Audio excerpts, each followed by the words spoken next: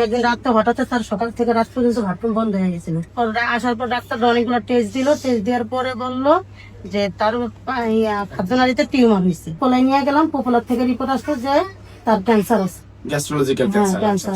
আমাদের এখানে মাত্র 4 মাস ট্রিটমেন্ট করার পরে আপনার সমস্ত রিপোর্ট নরমাল আসছে। আসসালামু আলাইকুম, আমি ডাক্তার এটিএম রেজাউল করিম, গণস্বাস্থ্য হোমিওতে থেকে বলতেছি। আপনাদের সামনে এমন একজন ব্যক্তির পরিচয় করে দিব যিনি ক্যান্সার থেকে জয়লাভ করে আমাদের সামনে আছে। উনি দীর্ঘ 4 মাস আমাদের চেম্বার থেকে ওষুধ সেবন করে আল্লাহর রহমতে উনি সুস্থ আছে, যার সমস্ত রিপোর্ট আপনাদেরকে দেখাবো এবং উনার সাথে আমরা সর্বপ্রথম পরিচয় করে দিচ্ছি। আপনার নাম?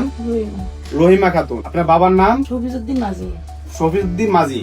আপনার মার নাম? জলেখা খাতুন। আচ্ছা, আপনার গ্রামের বাসা কোথায়?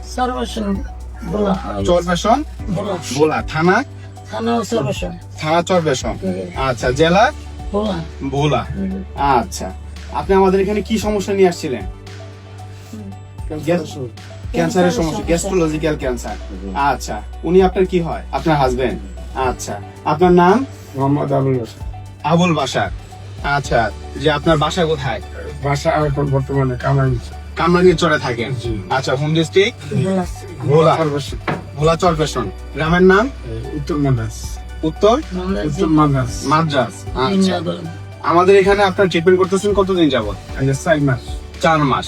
4 মাস পরে আপনি আমাদের এখানে যে ট্রিটমেন্ট নিলেন, আপনার কাছে কেমন অনুভূতি হচ্ছে? ইনশাআল্লাহ অনেক ভালো। অনেক ভালো। আচ্ছা, আপনার নাম? সুমা বেগম। সুমা বেগম কি হয় আপনার? আমার মেয়ে। আপনার মেয়ে। পেশেন্ট হইলো আপনার মা, তাই না?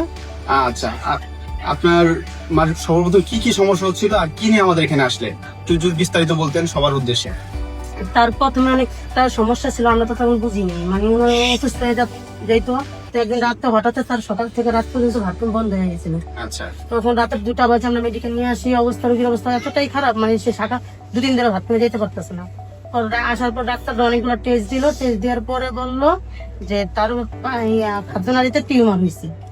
তো আমরা টিউমারের জন্য পরীক্ষা করালাম। পরীক্ষা করার পরে পোপোলায় নিয়ে গেলাম। পোপোলার থেকে রিপোর্ট আসলো যে তার ক্যান্সার আছে। গ্যাস্ট্রোলজিক্যাল ক্যান্সার আছে। তো ক্যান্সার, তারপর বলছিলাম যে এটা কোথার থেকে, বলছে যে খাদ্যনালীর ভিতরে টিউমার আছে, টিউমারটা আপনারা অপারেশন করতে পারেন কিন্তু ক্যান্সারটা হয়ে যাবে।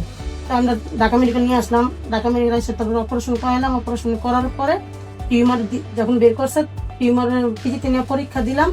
পরীক্ষা 1 সপ্তাহ পরে আসার পরে শোনা গেল যে তার খাদ্যনালীতে ক্যান্সার। তখন আমাদের বললো ডাক্তার যে এখন নেই, উপায় নেই, আপনারা থেরাপি দিতে পারেন, এর উপায় কোনো ওষুধ নেই, চিকিৎসা। আচ্ছা, আপনারা এই পর্যন্ত ওনার ট্রিটমেন্ট বাবদ মানে অ্যালোপ্যাথিতে কত টাকা ব্যয় করছেন? আমরা 3 লাখ টাকা অলরেডি অনেক খরচ করছি। 3 লক্ষ টাকা ব্যয় করছেন কয় মাসে? 4-5 মাসে আমরা দৌড়াদৌড়ি করছি, অনেক মেডিকেল। 4-5 মাসে আপনার প্রায় 3 লক্ষ টাকা শেষ করার পর অপারেশন করলেন। অপারেশন করার পর রোগী সুস্থ হয়নি, কিন্তু আমাদের এখানে মাত্র 4 মাস ট্রিটমেন্ট করার পরে আপনার সমস্ত রিপোর্ট নরমাল আসছে।